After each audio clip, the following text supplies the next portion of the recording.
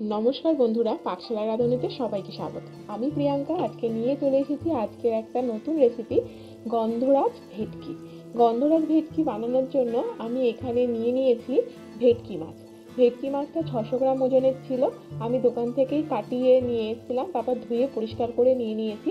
এখানে মাথা সমেত মোট 7 পিস মাছ আমি এখানে নিয়েছি। এবার আমি একটা গন্ধরাজ লেবু নিয়েছি। সেটাকে গ্রেটারের সাহায্যে আমি গন্ধরাজ লেবুর জিসটাকে ভেটকি মাছের মধ্যে জিস দিয়ে ম্যারিনেট করবো মাছটাকে। দিয়ে দিলাম গোলমরিচ, আর দিয়ে দিচ্ছি গন্ধরাজ লেবুর রস, দিয়ে দেবো নুন, দিয়ে খুব ভালো করে মাছটাকে ম্যারিনেট করে 30 মিনিটের জন্য রেখে দেবো, যাতে এই যে ম্যারিনেট করা মশলা আর গন্ধরাজ লেবুর যে ফ্লেভারটা সেটা মাছের মধ্যে খুব ভালোভাবে ঢোকে। আর এই গন্ধরাজ লেবুর জিসটা দেওয়ার সময় মনে রাখতে হবে যে সাদা অংশটা যেন কুড়িয়ে না দেওয়া হয়, তাহলে কিন্তু একটু তেতো লাগবে খেতে। সবুজ অংশটাই হালকা করে ওপরে কুড়িয়ে দিতে হবে গ্রেটারের সাহায্যে। দেখুন আমাদের ভেটকি মাছটা ম্যারিনেট করা হয়ে গেছে। এটা যতক্ষণ 30 মিনিট সাইডে রেখে দিলাম, ততক্ষণ আমি মিক্সির জারের মধ্যে নিয়েছি 2 মিডিয়াম সাইজের পেঁয়াজ আর 5 কোয়া মতো রসুন। দিয়ে এটাকে একটা পেস্ট বানিয়ে নিয়েছি। কড়াইতে দিয়ে দিয়েছি সাদা তেল। আমি এখানে একটু কম তেলেই রান্নাটা করছি, আপনারা চাইলে তেলের পরিমাণটা একটু বেশি করেও করতে পারেন। এবার ওই তেলের মধ্যে গন্ধরাজ লেবুর আরও বিভিন্ন এই গোলমরিচ নুন মাখানো যে ম্যারিনেট করা যে মাছটা ছিল সেটাকে আমি হালকা গোল্ডেন ব্রাউন করে ভেজে নিচ্ছি।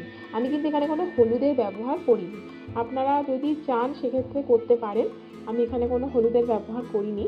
এবার মাছটা হালকা গোল্ডেন করে ভেজে নিয়েছি, গোল্ডেন ব্রাউন করে ভেজে তুলে নিয়ে বাকি মাছগুলো কিন্তু এই কড়াইতেই ভেজে নেব।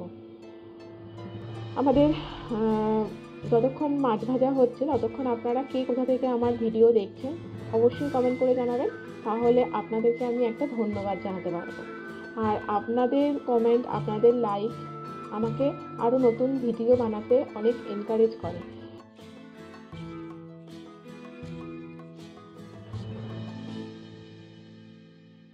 গন্ধরাজ ভেটকি মাছগুলো সব ভাজা হয়ে গেছে। এবার কড়াইতে আমি আরও একটু সাদা তেল দিয়ে ওর মধ্যে গোটা গরম মশলা ফোড়ন দিয়ে দিয়েছি। গরম মশলায় আমি এলাচ লবঙ্গ দারচিনি দিয়ে দিয়েছি পেঁয়াজ রসুনের পেস্ট, দিয়ে দিয়েছি আদা বাটা 1 টেবিল চামচ পরিমাণ।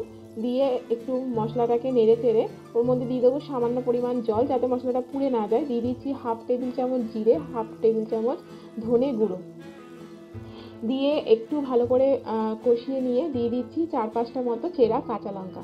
কাঁচা লঙ্কাটা কিন্তু আপনারা বাটাও ব্যবহার করতে পারেন, আমি চেরা কাঁচা লঙ্কাটাই ব্যবহার করেছি। আর কাঁচা লঙ্কার পরিমাণ আপনারা ঝালের যে কীরকম খাবেন সেই অনুযায়ী ব্যবহার করবেন।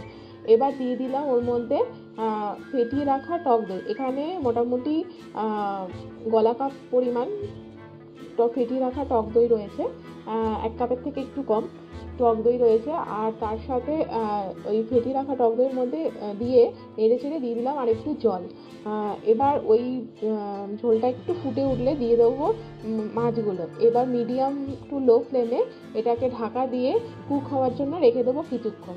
তার আগে এর মধ্যে দিয়ে দেবো পরিমাণ মতো নুন, দিয়ে দেবো চিনি। যেহেতু আমি এখানে টক দই এবং গন্ধরাজ লেবুর রস দুটোই ব্যবহার করেছি, কাজেই আমি যদি চিনি না দিই সেক্ষেত্রে কিন্তু এটা খুব টক হয়ে যাবে, তাই চিনিটা কিন্তু অবশ্যই দিতে হবে।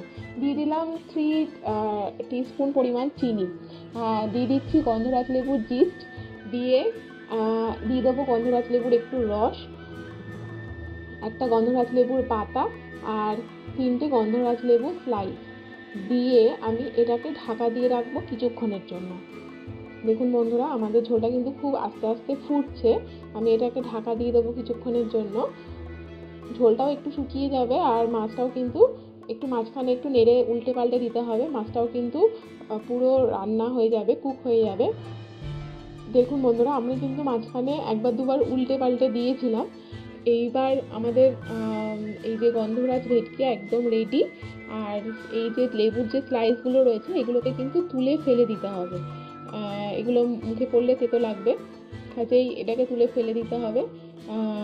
এই মাছটাকে আমি এবার একটা সার্ভিং প্লেটের মধ্যে সার্ভ করে দিচ্ছি।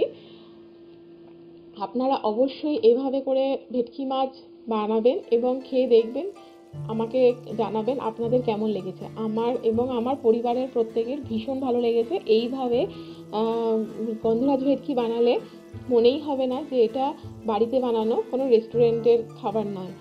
সবাই চেটে পুটে খাবে, বানিয়ে খাবেন এবং আমাকে জানাবেন আপনাদের কেমন লেগেছে। যদি ভালো লাগে তাহলে লাইক ও শেয়ার করবেন এবং একটা কমেন্ট করবেন। আমার চ্যানেলের নতুন দর্শক বন্ধু হলে চ্যানেলটি সাবস্ক্রাইব করে পাশে থাকার অনুরোধ জানাচ্ছি। পুরাতন দর্শক বন্ধুদের জানাচ্ছি আমার চ্যানেলের তরফ থেকে অসংখ্য ধন্যবাদ। আজ এই পর্যন্তই, আবার নতুন রেসিপি নিয়ে ফিরে আসবো এই চ্যানেলে। ধন্যবাদ পাশে থাকার জন্য।